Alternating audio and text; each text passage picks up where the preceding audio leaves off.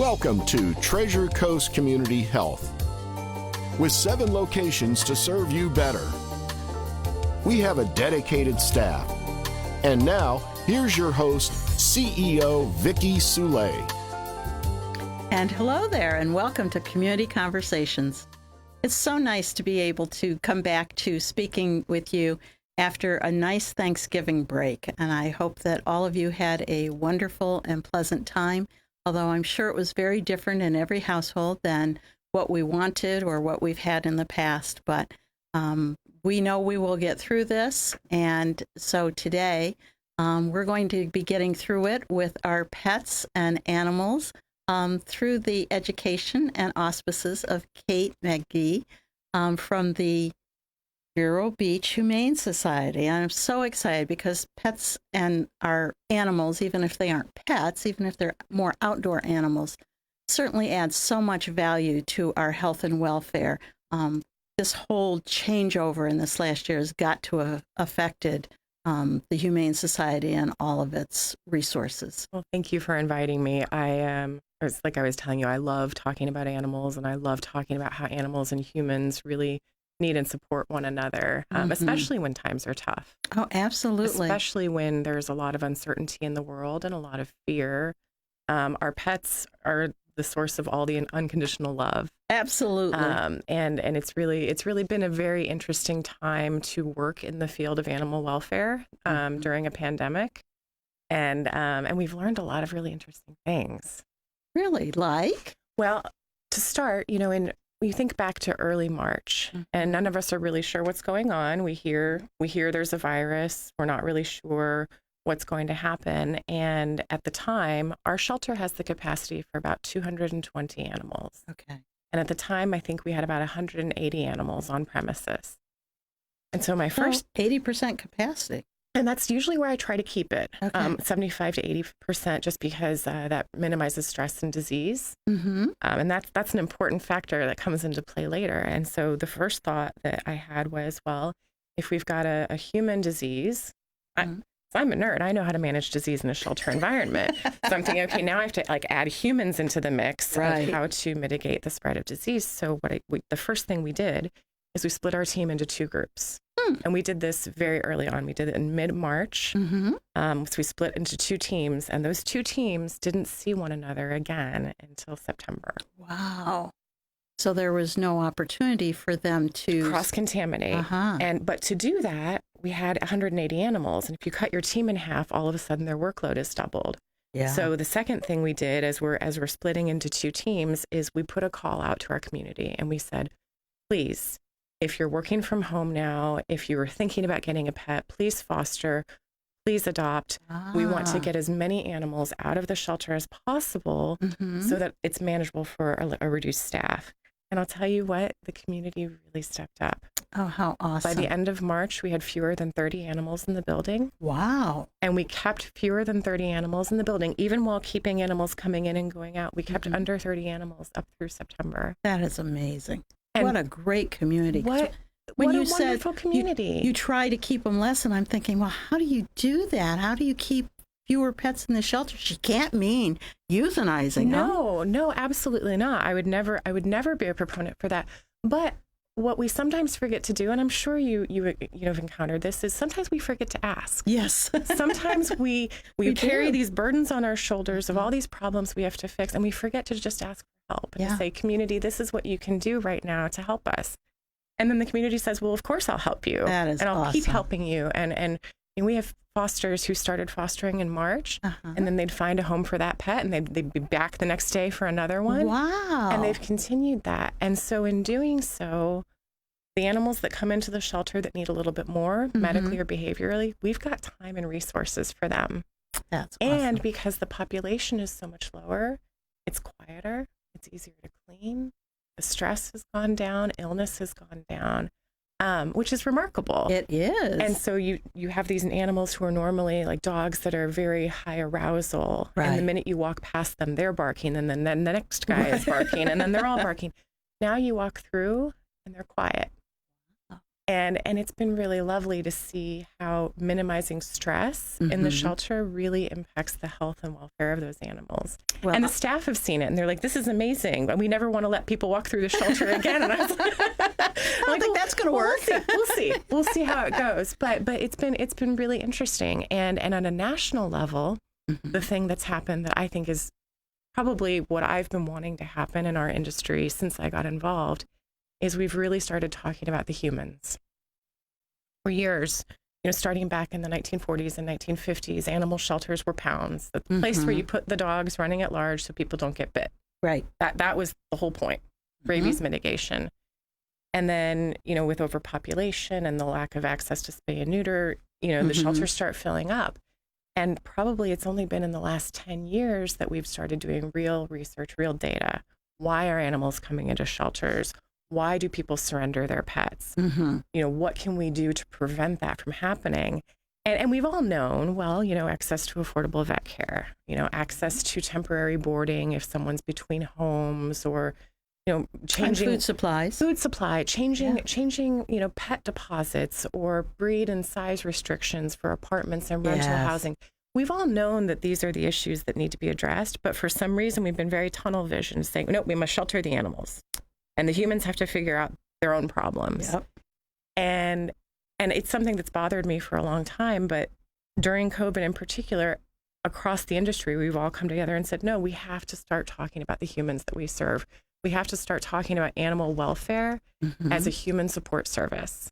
What can we do to help pets stay in their families? What can we do to help those pets never come in the shelter to begin with? And I love it so much. Well, it is absolutely a natural. And you're right. COVID has had a dramatic effect on a lot of things that we just didn't focus on before. And some of the things have been very positive. Telehealth and using Zoom for meetings. I love Zoom. Some days I don't. But, with everything, you get a good and a bad. And Zoom allows me to be more places without the transportation in between.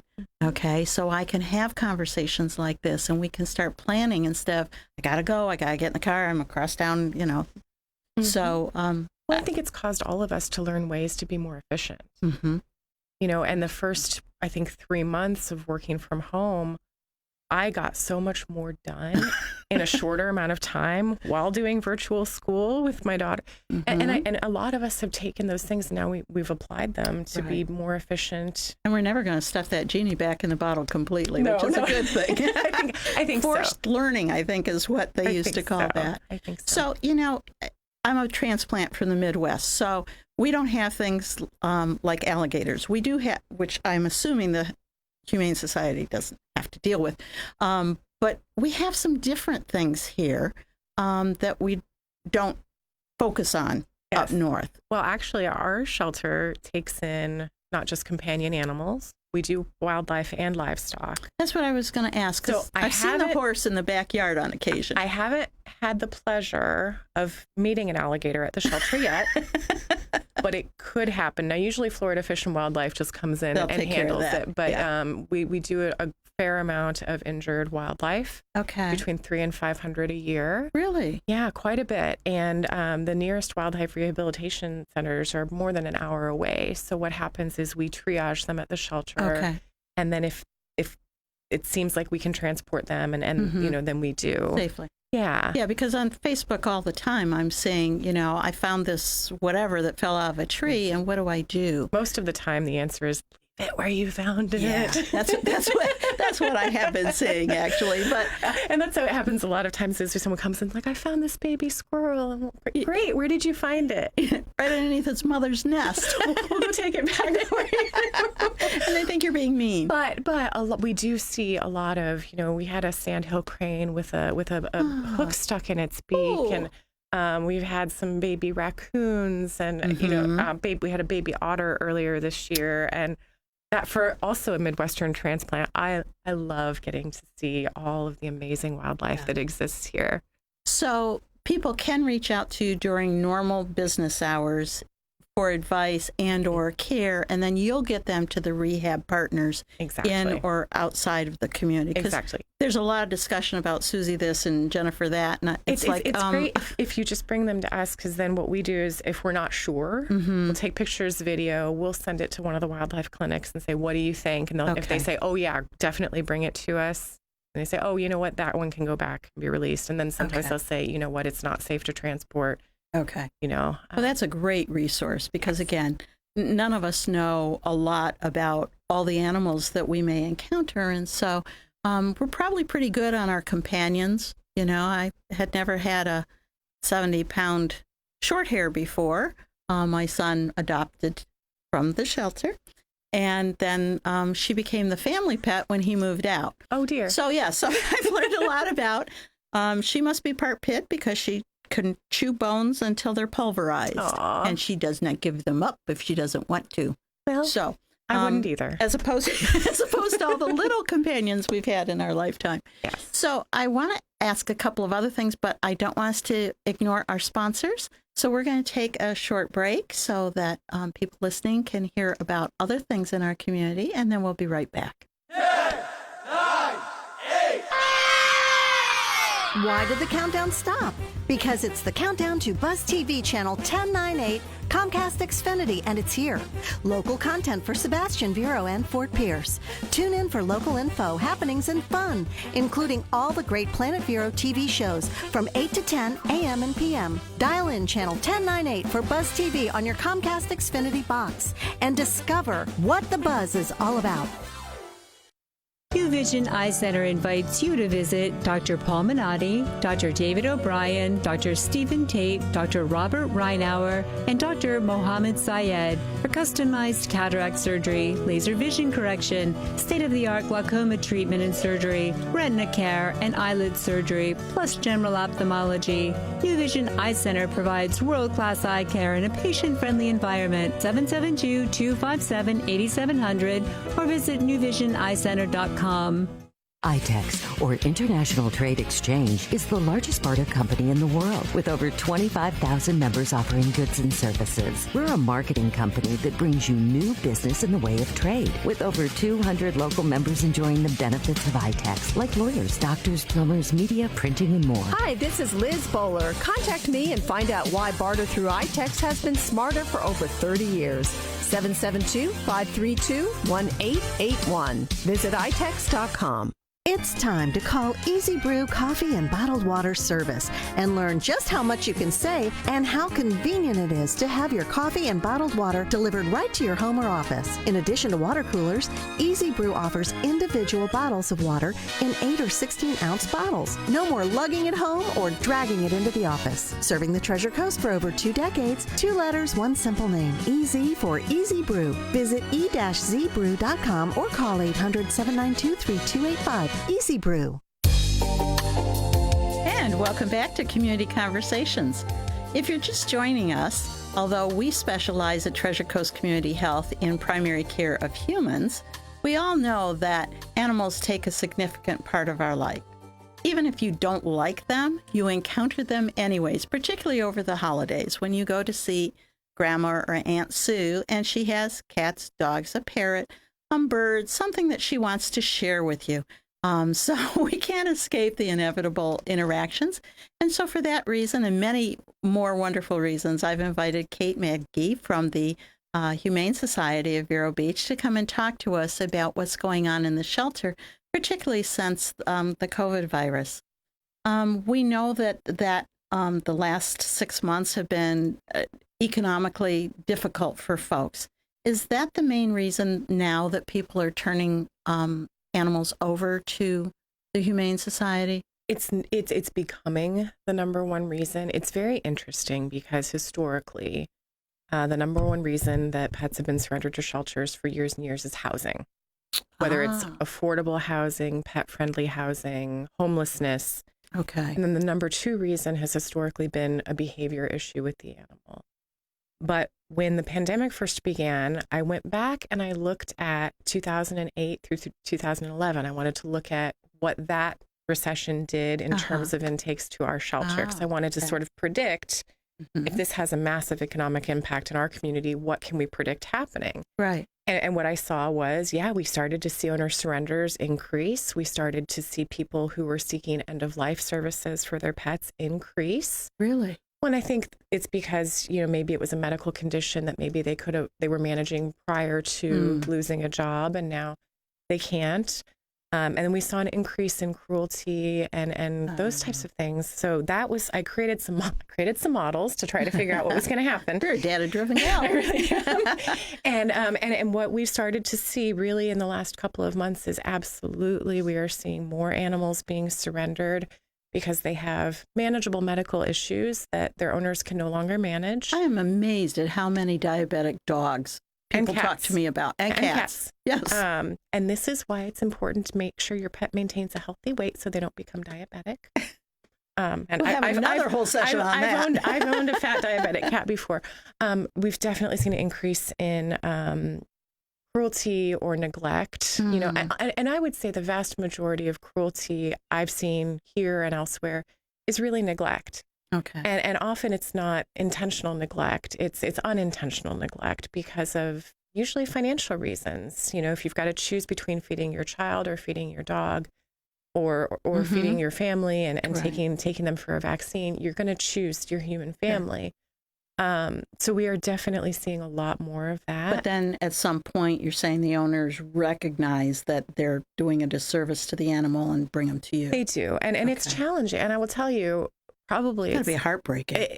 The hardest thing, I think, for me, and I would say probably for my staff as well, is when we get those senior pets whose, owners are either passed away, gone into assisted living, whatever. They don't have other family who are willing to take them. And so you have this senior animal who's only lived with one person.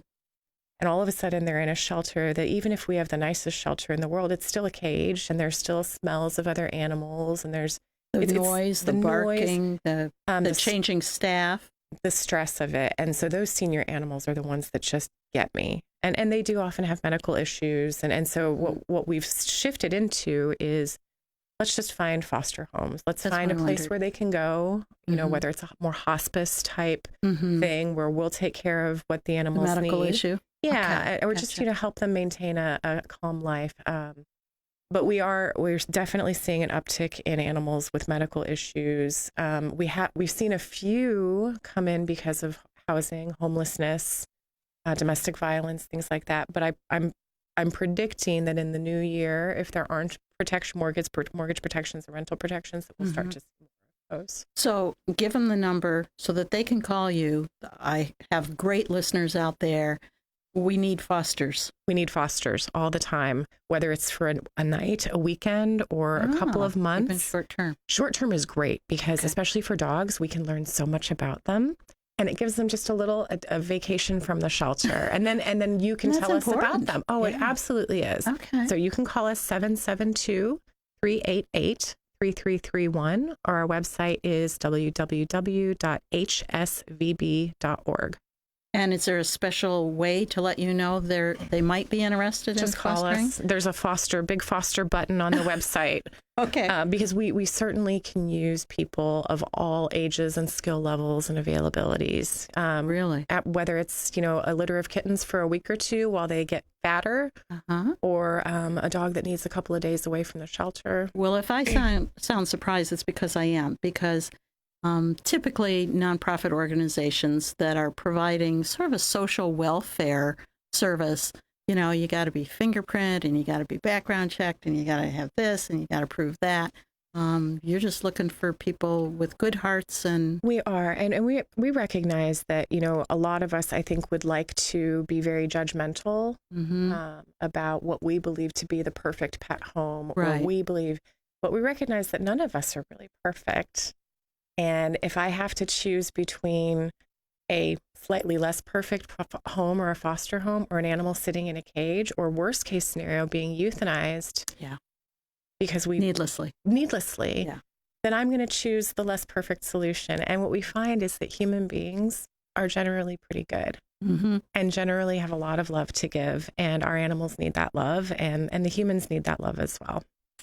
So the only restriction would be those that might be imposed by their living situation. Yes. So whether you're a homeowners association or your community have a breed or size restriction, although that's on my list of things to tackle. Good for you. Because I personally would rather live next to a 60-pound blocky-headed dog that's quiet than a little tiny yippy dog. Yeah, and you get my vote there. I've got one of each. So maybe we talk more about restrictions based on actual behaviors rather than, stereotypes based on size or breed. So, boy, you've given me so many great opportunities to talk about, but I want to ask something as long as we're on the idea of volunteering. A lot of the places have said no to volunteering on site, whether it's, healthcare students or anyone else because of the potential risk. I take it that is the same, and you envision the same into the spring for your campus? Well, and what we did immediately is we said, okay, no more volunteers, because we didn't know what we were dealing with. We didn't know what we were dealing with. Right. My background is studying, viruses and things like that. So I and our volunteers, as many in our community are, sometimes a little bit older. Right. And I just didn't want anything bad to happen. So we said no volunteers. Now, when we brought the two teams back together in September, when we felt like we'd figured out how to protect everybody, we brought back some of our most experienced volunteers because they know what they're doing. They don't need a lot of assistance. And we brought back some of our most experienced volunteers at our thrift stores as well. What we're looking at right now is, what is the volunteer program going to look like in the future? What other opportunities are there for people to help us without necessarily being on campus? And, if we can manage a lower population in the shelter by growing our foster pool, the foster's the way to go, because we will train you, we will teach you, we'll provide anything you need. Well, and you can involve some of your younger citizens that way too, because I know that my son wanted to be a volunteer, and he had to be a certain age, he had to have a driver, the parent had to be present, blah blah blah. And we've got some young responsible individuals. Aside from my son's interest, I've had many people say, they wish that they could follow up. Not everybody can do a 4-H program because they live too far away and blah blah blah. So fostering is amazing for kids. I have a 9-year-old daughter, and she's been fostering kittens since she was about 6. And every year we do a litter or two of kittens, and every day she has to weigh each one and keep track of their weights and make sure they're gaining weight every day. A good math lesson. That's very responsible. Well, it is, but she loves it, of course. But it's a really great opportunity, particularly for families who, if you're stuck at home, if you're doing virtual school, you still need a break. You need something to do. And kids love animals naturally, and feeling like they're participating in saving a furry life. Absolutely. What an amazing experience. Yes, it is. And if I could have a pet in every home with every child, I would, because I think it's an incredibly valuable experience. Well, I sure appreciate you sharing that, because that's information that, of course, we don't get out of the newspapers. And since we're not as social as we used to be with our social physical distancing, it's really great that you've shared this information. So again, give your phone number. 388-3331. Okay. Call me. I'll find you a pet. Okay. Okay. So you don't have to go out and buy one for Christmas, which is probably the worst thing you can do. I think if you're looking at adding a family member to your household, always check with your local shelters and rescues. And if they don't have what you're looking for that day, let them know, because we get new animals in every day. I see posts online, I'm looking for puppies. Well, the Humane Society doesn't have any puppies, whereas I know we've probably got 15 that are going to be available within the next couple of weeks. So be patient, and if you do reach out and ask. Reach out and ask, because you probably know somebody who volunteers, or if you start hanging out with us or fostering, you might find out about things before other people do. Good point. So thank you so much, Kate. Thank you very much for having me. Just a wealth of information. I can tell your calm demeanor has done wonders for this program. Oh, thank you very much. And thank you for sticking with us to the very end. Share this information, use this information, and come back next week for more information about the wonderful community we live in. Goodbye.